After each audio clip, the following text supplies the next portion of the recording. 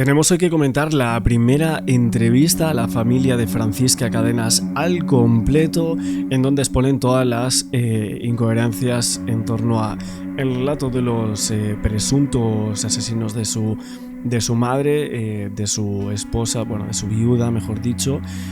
Y bueno, la autopsia preliminar habla un poco de esto en Canal Extremadura, una entrevista bastante larga que vamos a ir analizando poco a poco en los próximos vídeos, en los próximos directos que hagamos por aquí de este caso. Y la verdad es que es una situación muy complicada, la que obviamente sabemos que tiene la familia, y que justamente exponerse tanto ante los medios de comunicación, que sí es cierto que yo creo que lo hacen, especialmente porque es verdad que Francisca era una desaparecida. Durante 9 años lo fue, y vinieron a los medios para buscar eso, para buscar respuestas de dónde estaba su familiar, ¿no?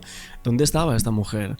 Querían encontrarla, y obviamente, como muchos familiares de desaparecidos, luego se encontraron con una tesitura que era muy complicada, muy dura, como todos sabemos que era el asesinato de esta mujer, de una manera despiadada, de una manera totalmente cruel, ensañamiento empleado.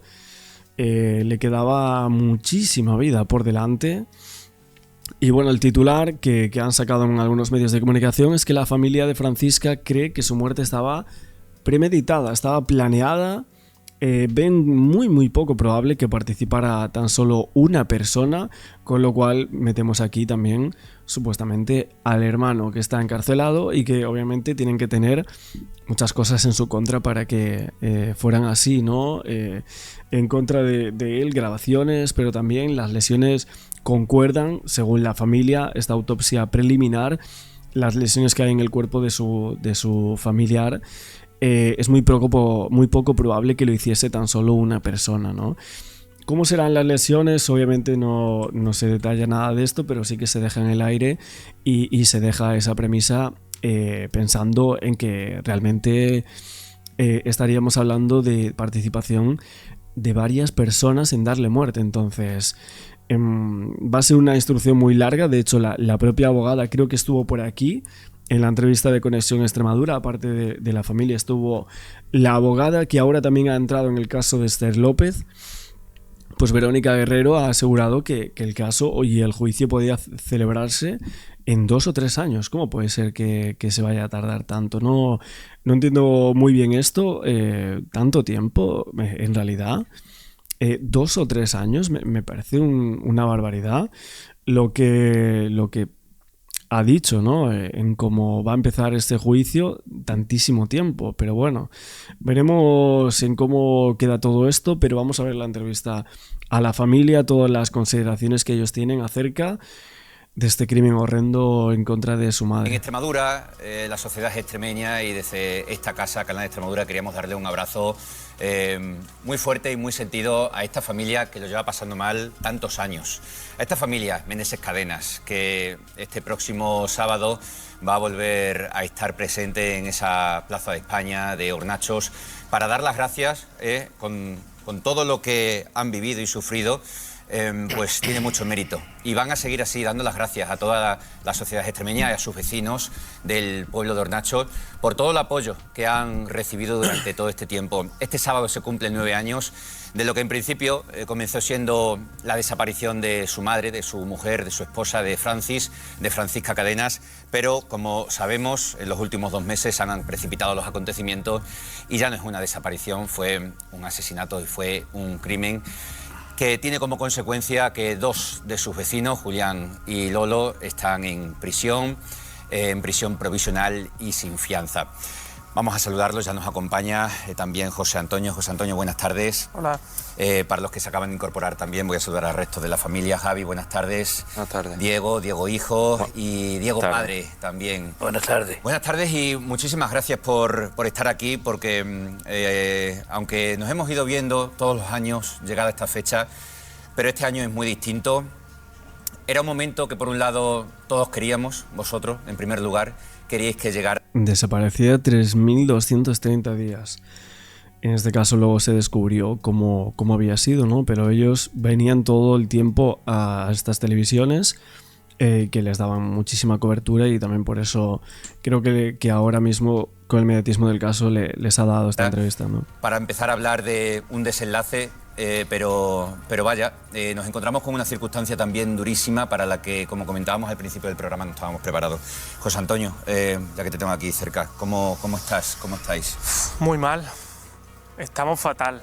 Es decir, nosotros siempre hemos tenido nuestra teoría de lo que pudo pasar aquella noche. Es decir, la familia siempre pensó que la clave de esa desaparición estaba acotada en esos 30 metros, y sacando de la ecuación variables, todo apuntaba a estos vecinos. Nosotros siempre pensábamos que había sido un asesinato, pero no la crueldad que emplearon estos dos sujetos con mi madre. Claro, un homicidio creen que había sido, ¿no? Es decir, un desprecio total y absoluto hacia la vida de una persona. Es decir, la vida de una mujer que le quedaba toda la vida por delante para disfrutar con mi padre, con nosotros, con sus amigas, y se la quitaron aquella noche del 9 de mayo. Con los nietos que estaban por llegar. Javi, te lo preguntaba antes, te vuelvo a hacer la pregunta. ¿Estabais preparados para este desenlace? Te lo preguntaba en ese documental que grabábamos. ¿Estáis preparados? Me decías que sí, ¿no? Pero quizás éramos todos un poco ingenuos, ¿no? Sin saber la que se os venía encima. Exacto. En un principio, como bien dices, yo pensaba que sí que estaba preparado, pero te das cuenta que no estás preparado. Sí que pensaba que estaba preparado por el hecho de que mi objetivo principal era saber encontrar a mi madre, saber qué había pasado con ella. No saber, sino dónde estaba, encontrarla. Pero de que la encontramos viene todo lo siguiente que ha pasado, que han hecho con ella, el nivel de ensañamiento que han tenido, no solamente la hayan asesinado, sino el ensañamiento que han tenido hacia mi madre, lo que dice mi hermano, el nivel de desprecio hacia una vida, hacia una persona. Entonces lo que es muy difícil ahora mismo en estos momentos es digerir todo lo que tenemos, todo lo que han hecho con ella. Es la parte más complicada y, como decía antes, el volver a revivir aquella noche, el easy es lo que te destroza mentalmente, y es inevitable no pensar en ello, aunque quieras no pensarlo, sabemos que no lo puedes pensar, obviamente, porque a día de hoy todo es más sencillo porque ya sabemos el resultado, pero es inevitable que tú te pares a pensar, ¿y si hubiéramos hecho, y si...? Pero ese y si genera mucho malestar, mucho dolor. Claro, esa es la parte que digo. Podría haber pasado, Diego. Ese y si, pues, que te va destrozando, porque piensas que en ese momento mi madre, pues, cuando escuchó mi hermano, pues, te piensas que podría estar en ese momento viva. Bueno, estaría viva en ese momento. Y te quedas con, ¿y si yo hubiese entrado? Si hubiésemos entrado, ¿por qué no entré yo? Y eso, pues, estás mal. Si antes estabas mal, ahora es peor, con todo lo que han hecho con ella. Diego, cuando estuvimos allí en vuestra casa hace 3 meses, me contabas que, bueno, pues que la casa se había quedado tal y como estaba, que teníais pensado hacer hace 10 años. Tenías pensado hacer una serie de reformas, de obras, pero en estos últimos 2 meses te ha cambiado la vida. ¿Ha vuelto a cambiarte la vida después de todo lo conocido? Ha cambiado, pero para peor. Porque antes estábamos mal, pero ahora estamos peor. Y lo que dices de la obra está exactamente igual que la que ha dado su madre.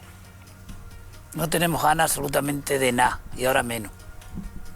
Te preguntaba por aquel entonces, claro, que cómo era... Bueno, aparte de esto, vamos a ir comentando también últimas noticias que hayan ido saliendo de este caso.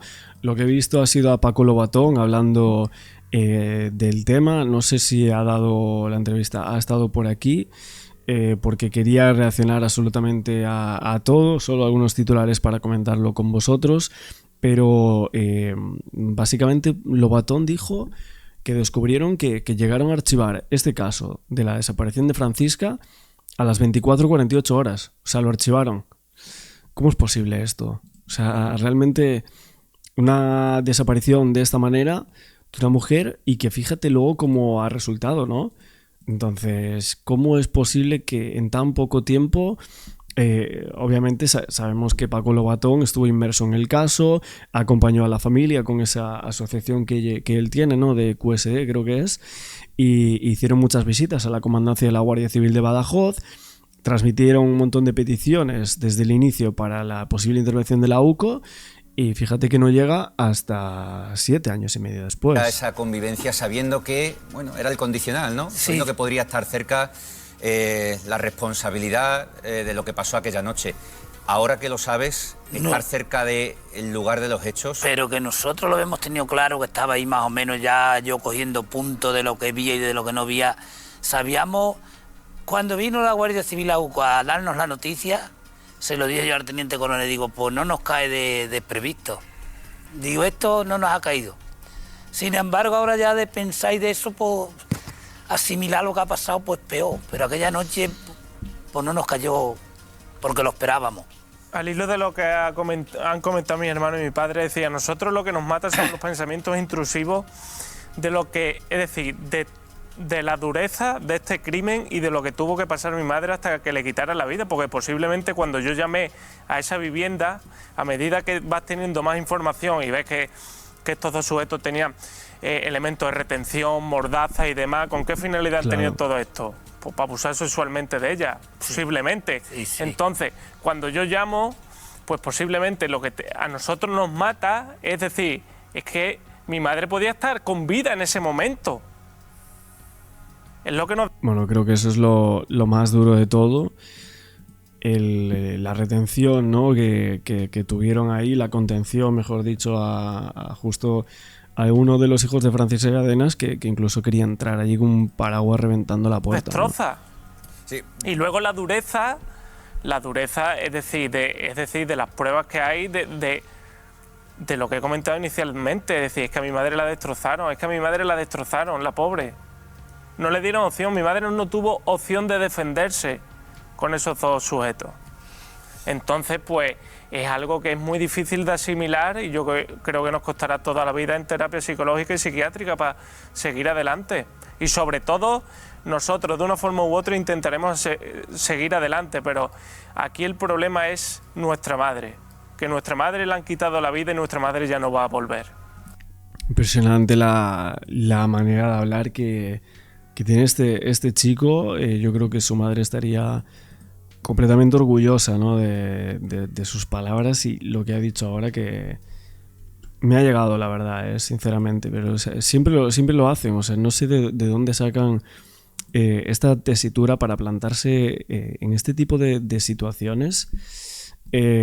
Para mí, increíble. O sea, nunca había visto un caso en el cual unos familiares te expresasen tan bien lo que sienten, pero también lo que sentían, ¿no? por su madre, ¿no? Y lo querida que era. Y por mucha condena que le puedan echar, ni con la mayor condena que le puedan echar a estos sujetos te va a compensar a nivel emocional, porque hay que recalcar que nosotros durante 9 años hemos estado en la incertidumbre de una teoría que teníamos en nuestra cabeza de lo que pudo haber pasado, pero recuerdo cuando aquel día del 11 de marzo vinieron los agentes de la UCO emocionados de que habían encontrado restos óseos, era un alivio en cierto modo, porque nosotros lo que siempre habíamos pensado, por fin, una vez que termine todo el proceso, le podremos dar sepultura a nuestra madre y ella podrá descansar, en cierto modo. Porque vosotros durante todos estos años ya estáis teniendo vuestra condena, Diego, ¿queréis decir? Sí, lo que yo quiero decir que si lo que dice José Antonio, que podía haber estado viva, claro que estaría viva, porque eso estaba previsto. Estaba previsto porque tenían un coche aparcado en su misma puerta. Y el Lolo se presenta andando la calle arriba sin nada, sin coche, sin nada. Y se mete en su casa. Eso estaba todo previsto. Que no me digan que eso estaba todo súper pensado. No, al hilo de lo que comenta mi madre, es decir... Bueno, premeditación, habla el padre, lo tiene bastante claro. Planeado, un planteamiento que tenían inicial para raptar a esa mujer. Y luego lo que sabemos que pasa, ¿no?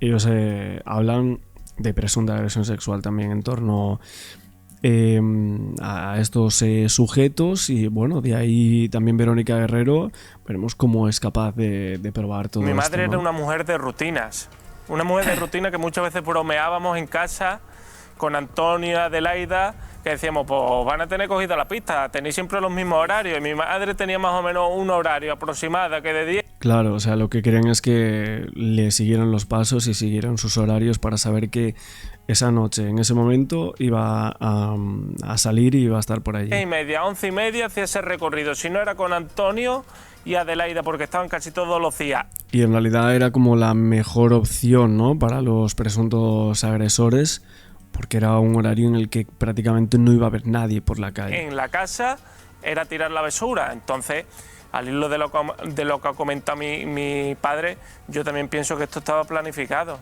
Que no sabían el día en el que se iba a ejecutar, pero estaba planificado. Claro, porque echando la vista atrás y sabiendo ya todo lo que ha sucedido, claro... Sí, a ver, aparte vemos como en muchos de los audios la obsesión que manejaban, ¿no? Posteriormente, no me imagino... antes de la muerte, claro. Escuchar y recordar todas las hipótesis que se conocieron en un principio, de que si vuestra madre, tu mujer, había desaparecido, que si Francis se había ido de manera voluntaria. Claro, ¿qué sentimientos produce el recordar todo aquello y ver aquellos primeros compases de la investigación? Pues un dolor inmenso porque nosotros desde el primer momento cuando hacíamos las batidas, yo se lo comentaba a ellos y yo creo que mis hermanos también lo comentaban, era algo absurdo hacer batidas porque nosotros teníamos claro dónde podía estar nuestra madre, que eran esos 30 metros, entonces lo veía absurdo buscar por el extrarradio del pueblo, cuando el quid de la cuestión estaba ahí. Y luego también los daños colaterales que han sufrido muchas personas por estos dos sujetos, unos daños colaterales de que se les ha señalado de una cosa que no tenían nada que ver los pobres, como ha sido el caso de Carlos, que se tuvo que marchar del pueblo, de Antonio y Adelaida, que tenía una niña pequeña y para no vivir con esa presión, lo veo lógico y coherente que se fueran del pueblo. Y estos señores pues desviaban la atención hacia un lado, hacia otro, se cachondeaban de todo el mundo. Y en los últimos meses ya cuando estaba a punto ya de esclarecerse, o bueno, nosotros teníamos esa sensación, Sí. Ellos también intentaban desviar la atención hacia otras personas del pueblo, Sí. que se Otros escuchaba vecinos, que... claro. Porque a mí me llegaba, pues ahora se escucha, pues puede ser fulanito, pues y yo...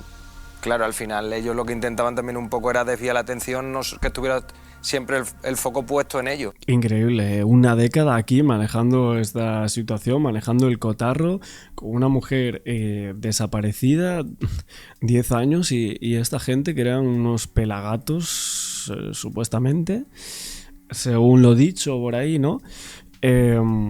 Y fíjate, ¿no? lo que habían hecho en decir, este tenía unas plantas, ¿no? Este que tiene unas plantas puede ser. El otro, el negro, Bueno, o sea, unas cosas de un pueblo, ¿no? Y a 30 metros estaba el cuerpo, a 20. Eran conscientes de lo que hacía. Carlos Guzmán era un temporero que había llegado hacía poco tiempo allí, justo vivía enfrente de vosotros, en una casa que ahora está convertida en casa rural, pero con Antonio de Laida teníais una gran relación, una grandísima relación. Vuestra madre se encargaba de cuidar a la pequeña. Esa relación se la ha llevado por delante todo esto también. No se la ha llevado, pero al principio sí que un poco esa relación quedó ahí en stand-by. Y una vez que el caso se esclareció, que se encontraron los restos óseos, pues evidentemente toda la familia tuvimos una conversación con ellos. Eso ha sido ahora, después de 9 Sí, años. una conversación. Mi hermano con Increíble. Antonio Neilado siempre ha tenido relación y mi hermano Diego también. Yo tenía relación porque vivían justo por debajo de mi casa, entonces yo cuando ellos venían de vacaciones siempre me venía a saludar y yo hablaba con ellos. Pero sí que es verdad que la relación no era la misma, es decir, se había enfriado mucho a raíz de todo esto. Porque ellos se sintieron señalados y acusados. Sí, el pueblo, ellos se sintieron señalados y acusados, obviamente. No sé si por la familia, yo creo que por la familia no directamente, pero sí que hubo ahí un poco al principio. Al principio fue todo muy caótico, entonces se señaló a muchas personas del pueblo. Y es lo que dice mi hermano José Antonio, que los daños colaterales con respecto a estas dos personas han creado también, ¿no? Porque ellos cómo lo han vivido todo este proceso.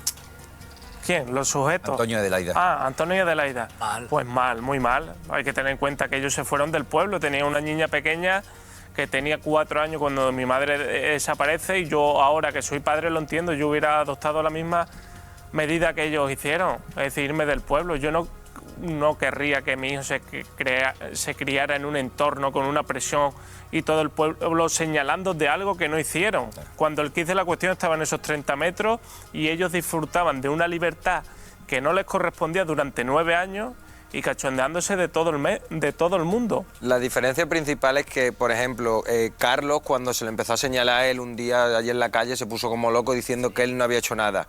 O sea, dijo, entiende, al final te están acusando de algo que tú no has hecho. Entonces él se defendió. Antonio y Adelaida también llegó un momento que ellos dijeron que se defendieron, que dijeron, oye, que nosotros no hemos hecho nada.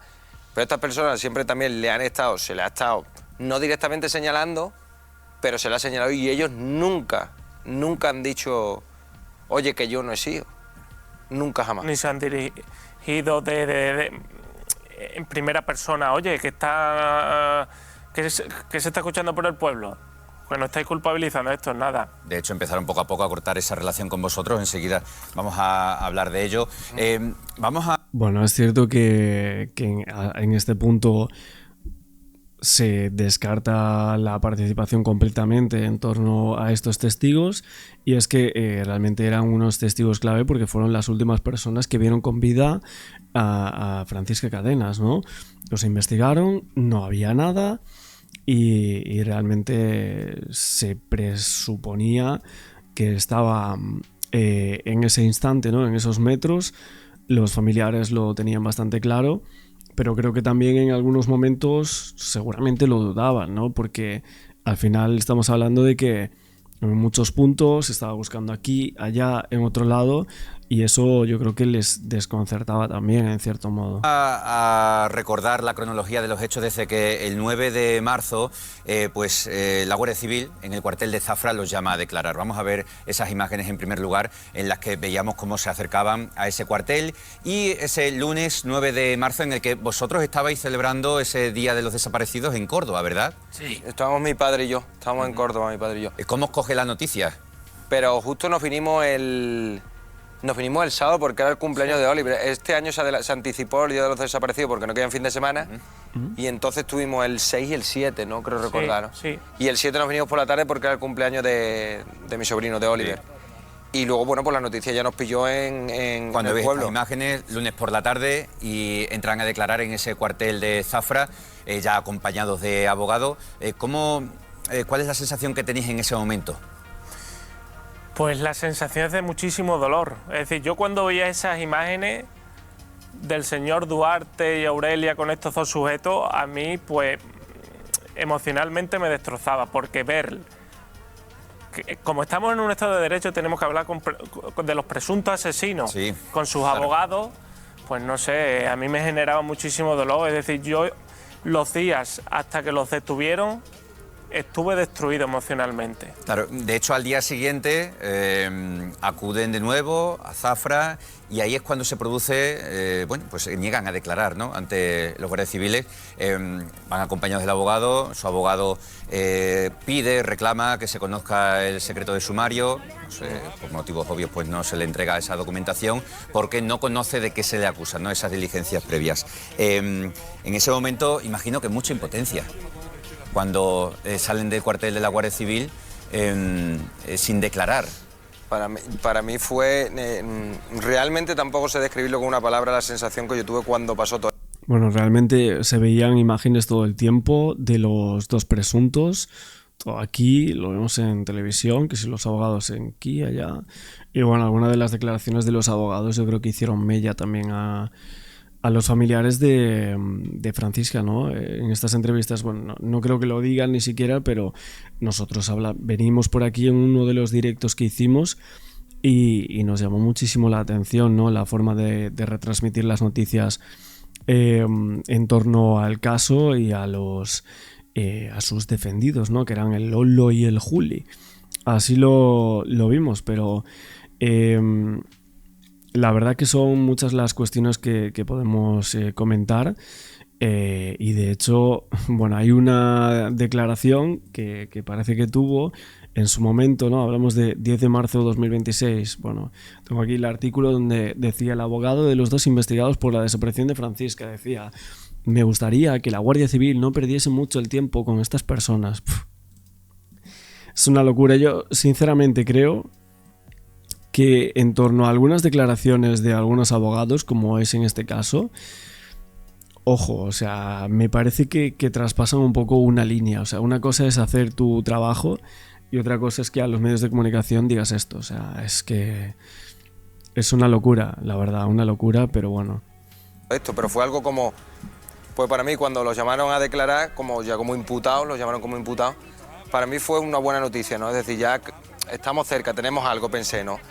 Pero al día siguiente de que llegaron y no declararon, digo, pero aquí mi cabeza no concebía esa situación en ese momento. Sí que es verdad que pasó luego poco tiempo hasta que la mañana siguiente se presentaron, pero en ese momento yo no entendía nada, me quedé como que no... Y empezaron las contradicciones, porque esa misma mañana del martes, uno de los hermanos, Lolo, declaraba ante los medios y decía esto. Soy inocente. Es que soy muy inocente, lo que pasa es que como decía aquel, parece que están buscando una cabeza turca y ya está. Lolo, ¿cómo fue ayer la declaración? 8 horas muy intensiva y muchas mentiras. Una cabeza de turco, dice. ¿Os escanearon con otros vecinos del pueblo? No, nada. Son preguntas. Lolo, ¿y sabes por qué habéis pasado de ser testigo a ser...? Por ser vecino. Porque como aquí por lo visto somos los vecinos, somos los... No, fíjate que dónde señalaba, ¿eh? Señalaba aquí, o sea, donde la raptaron, básicamente. No señalaba a la casa, que es en el otro lado, sino es aquí, donde presuntamente la raptaron, ¿no? Hemos declarado, hemos facilitado todos los datos, han estado los judiciales en nuestras casas, han estado todos. Es que no sabemos por qué viene esto ahora. Yo salí del hospital en medio a las 11 y algo. ¿Su hermano se encontraba en casa? No lo sé. Ese no lo sé ya connotaba... No lo sé, nos tienen pillados, ¿no? Básicamente. Bueno, en ese momento que pasaron de ser testigos a investigados, como estamos viendo, el abogado sigue diciendo, ojo, con lo que sigue diciendo, dice, no ha ido muy bien, respondieron todas las preguntas, quisieron colaborar, mis defendidos, una participación relevante. Realmente se hubieran quedado detenidos si hubiese algo y no tienen absolutamente nada que ver con esta desaparición de alto riesgo. Bueno, ya con esto me parece un ridículo espantoso por parte del abogado, siendo totalmente sincero, pero bueno. Luego decían que llegaron más tarde al registro de esa vivienda de los dos hermanos, 2 casas por encima de la de Francisca, o sea, 2 casas por encima, es que es una locura, la verdad. Y que habían pasado de ser testigos a investigados, pero el abogado decía que la Guardia Civil que no perdiese mucho el tiempo con estas personas que no tenían nada que ver. Bueno, pues para no tener que ver dónde llegó la cosa. Las primeras contradicciones en las que empezaron a caer cabezas de turco por ser vecinos. Es decir, el argumento que da este sujeto a los medios de comunicación no tiene ni pies ni cabeza. Es decir, cuando la UCO te pone en el radar es por algo. Y cuando pones a estos 2 sujetos y no pones a otros es porque está más claro que ellos estaban implicados en el asesinato. Entonces, pues, no sé. A mí lo que me llamó bastante la atención es que estos 2 sujetos no estaban muy participativos con los medios de comunicación y la última semana, no sé por qué, pero ellos adoptan un comportamiento totalmente diferente a lo que venían haciendo durante 9 años, más participativos, muy colaborativos con vecinos del pueblo, como puede ser con Lourdes Aguilar, que es compañera vuestra y periodista. De eso, ese día que realizábamos el documental, llamamos a la puerta, nos abrió Lolo y nos negó también, eso era a finales de enero, y también nos negó la conversación, no quiso hablar, entrecerraba la puerta, bueno. Y luego parece que cambió todo, ¿no? Ya querían hablar, ya querían distinguirse, bueno, diferencias también que podemos encontrar aquí en torno a la investigación que hubo en este momento. Vamos a quedarnos hoy con esta primera parte de la entrevista, la verdad que muy interesante, sin duda la mejor entrevista de momento, por lo que he visto, estos primeros minutos, primeras intervenciones y bueno, nos queda bastante. Supongo que hablará también la abogada y todas las consideraciones que hay acerca de la presunta participación en el asesinato de Francisca Cadenas por estos 2 sujetos, los cuales, a ver qué es lo que pasa en ese juicio, que decían que iba a tardar muchísimo tiempo aún en poder celebrarse. Seguiremos muy atentos a todo lo relacionado con este caso. De mayo de 2017, desde esta casa salía Francisca Cadenas a eso de las 11 de la noche acompañando a la niña que cuidaba, a Triana. Recorre aproximadamente unos 50 metros, los que le separan de la calle Hernán Cortés, donde esperaba el matrimonio, los padres de Triana, Antonio y Adelaida. En esta calle, la calle Hernán Cortés, muy cercana al centro, Antonio y Adelaida tenían aparcado su vehículo. Aquí llega Francisca Cadenas acompañado de la niña y se la entrega. Antes de marcharse, le promete que al día siguiente le preparará una sopa. Después de dejar a la niña, Francis volvía a su casa cruzando este pasaje. Aquí se encontró con un vecino, Carlos, apodado El Negro, que testificó que le dio las buenas noches. En este pasadizo, que está bien iluminado por la noche con hasta 4 fluorescentes, se le perdió la pista a Francisca Cadenas, de la que hace 7 años que no se sabe nada. Una de las primeras hipótesis fue que Francisca se había marchado de manera voluntaria, pero la familia lo descarta. No llevaba teléfono móvil, vestía mallas deportivas oscuras, camiseta rosa de manga corta y zapatillas de deporte. Fui la primera que me enteré, porque yo iba a echarle las gotas a mi madre. Por la noche eran las 11:20, una cosa así, y venía su hijo, el chico, para abajo, José Antonio, y yo abriendo la puerta de mi madre, que vive por encima de mí, dice: Carmen, ¿has visto a mi madre? Y digo yo: ¿a tu madre? Dice: sí. Digo: pues ¿qué pasa? Dice: porque hace ya mucho tiempo, un cuarto de hora o así que salió, cuarto de hora, 10 minutos. Dice: y no ha llegado todavía. Digo: bueno, José Antonio, no te preocupes, que tu madre estará hablando con cualquiera, tú no te preocupes. Aquel 9 de mayo jugaba el Real Madrid, había fútbol y bares como este estaban repletos de gente. ¿Cómo lo recuerdas? Bueno, pues había muchísimo ambiente y nosotros teníamos aquí mucha gente, había muchas cenas y vamos, que había mucha gente por aquí, en el bar este, en el de Feli, en fin. Es que 10 minutos antes de pasar esto, mi hija pasó por el callejón ese y no se escuchó nada. Por la mañana se presentó a mediodía la Guardia Civil en casa para hacernos una pregunta, si habíamos escuchado algo, porque claro, es que estábamos muy cerca. A Francisca Cadenas le gustaba mucho salir a pasear por esta zona y lo hacía además acompañada de su hijo José Antonio. Este es uno de los lugares además donde más ha buscado la Guardia Civil, que llegó a registrar hasta más de 20 pozos. Precisamente yo fui con 4 o 5, que me dijeron a mí que yo los llevara a las cuevas esas y estuvimos buscando. Sin ningún resultado. Sin ningún resultado. Es que esto parece que se la traga la tierra. Cada año los vecinos de Hornacho se reúnen en esta plaza para recordar a Francisca y pedir que sigan buscándola. Hay que seguir buscando y hay que seguir mirando, porque a los demás, aunque parezca que no nos acordamos y aunque parezca que pasamos del tema, a nosotros Francisca no se nos olvida. A los vecinos de Hornachos, Francisca no se les olvida y en 3 minutos hemos podido contar y resumir pues la mayor parte de las certezas que tenemos en torno a este caso. El resto, pues no disponemos de esa información. Vamos a saludar a Paco Lobatón. Paco, muy buenas tardes. Hola, muy buenas tardes.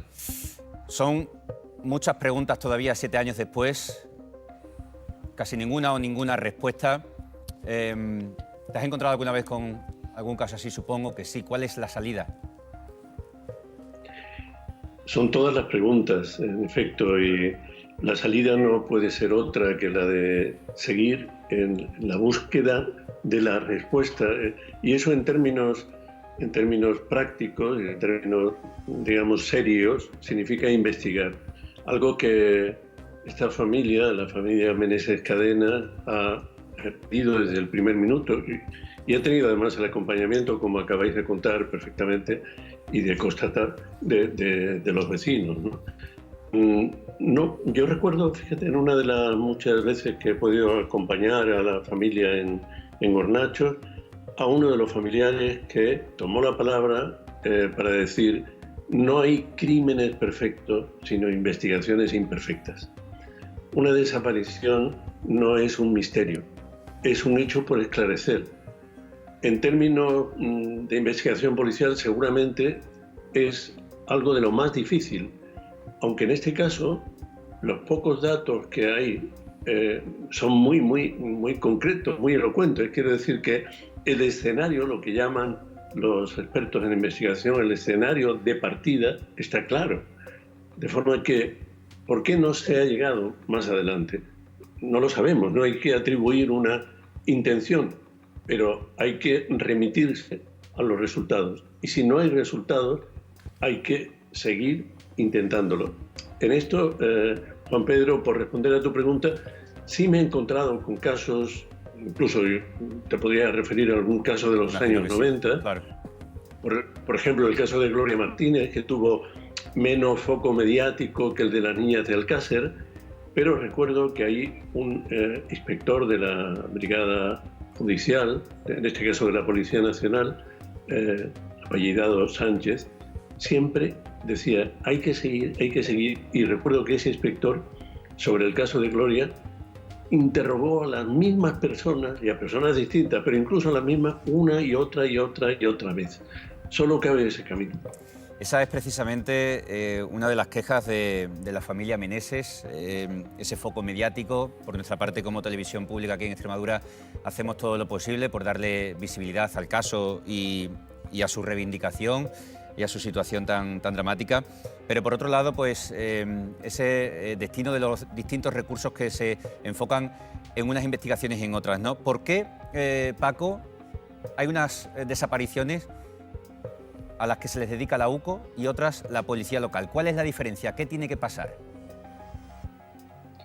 Bueno, esa es una pregunta que yo he también hecho directamente a altos responsables de la Unidad Central Operativa de la Guardia Civil, ¿no? Incluso, bueno, públicamente ahí en la plaza del Ayuntamiento me he dirigido a los responsables de la Guardia Civil para decirle que los vecinos de Hornachos, de forma colectiva, de forma multitudinaria, están pidiendo UCO ya. Es el elogio más grande que puede tener un cuerpo policial. De forma que yo no veo que haya una manera mejor. Debería haber sido inmediato el tener una respuesta. Por eso yo le pregunté, aprovechando una de las concentraciones anuales que hicimos en Madrid con motivo del 9 de mayo y de los premios de la Fundación Quién sabe dónde, los premios 9 de marzo, le pregunté a un alto responsable y me vino a decir, no voy a repetir palabras textuales, pero me vino a decir que la demanda era mucha y los recursos pocos. ¿Y cuál es la reflexión a continuación? Pues, ojo, me lo estaba diciendo la persona, el alto responsable de la Guardia Civil, que estaba retirando un premio en relación con el caso de Diana Quer y que tenía en ese momento el encargo, el desafío de investigar el caso de Manuela Chaver. Y me vino a decir esto. Y la siguiente conversación que tuvimos fue un investigador de la talla de los que integran el equipo de la UCO, no se prepara de un día para otro. De forma que, ¿qué se necesita? Un plan de refuerzo, pero un plan no de decir vamos a destinar a 4 miembros más de no sé qué unidad a la UCO. No. Hay que prepararlo. Es un proceso de formación, de especialización.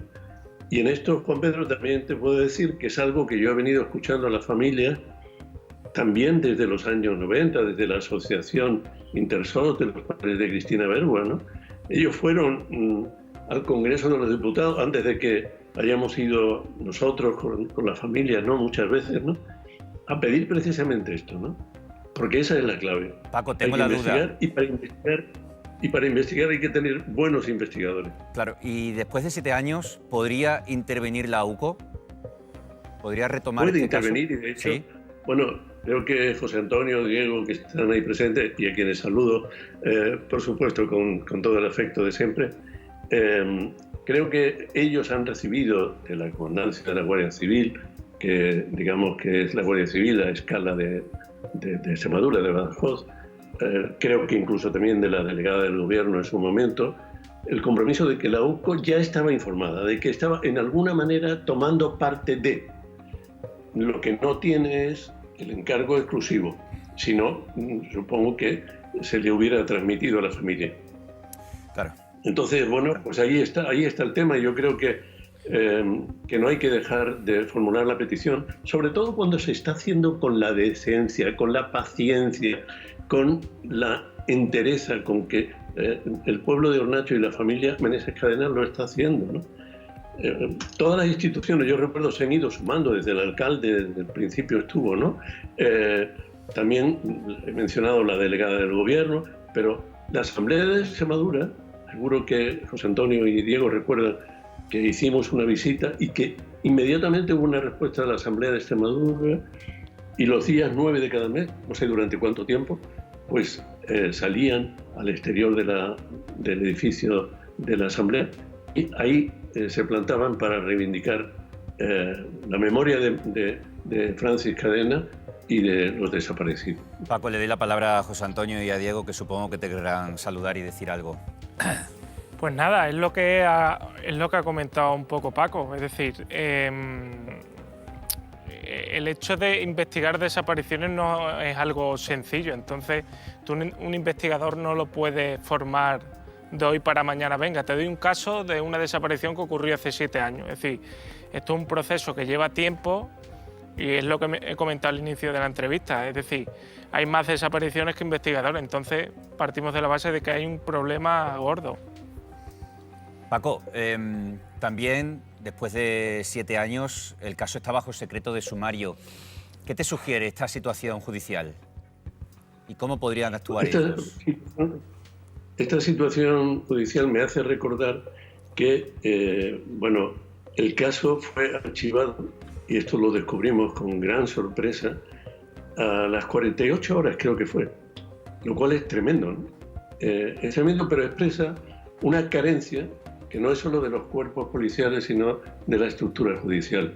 La ley vigente, que es la ley de enjuiciamiento criminal, es una ley que viene del siglo XIX y que no contempla, digamos, de una manera específica y concreta el tema de las desapariciones, de modo que se aplican criterios de la investigación criminal general, digámoslo así. Y si no hay nadie para sentar en el banquillo, pues el caso se archiva a la espera de encontrar a alguien o encontrar una prueba.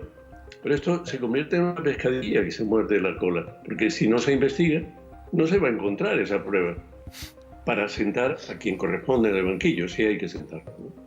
Y esta es la cuestión de fondo que demanda un cambio legislativo, una ley también específica, que es el Estatuto de la Persona Desaparecida, que se ha venido preparando y trabajando intensamente durante pues muchos años, desde 2016. De entrada, Paco, son muchas cosas las que estás contando y que motivarían muchos cambios a nivel policial, a nivel legal, judicial.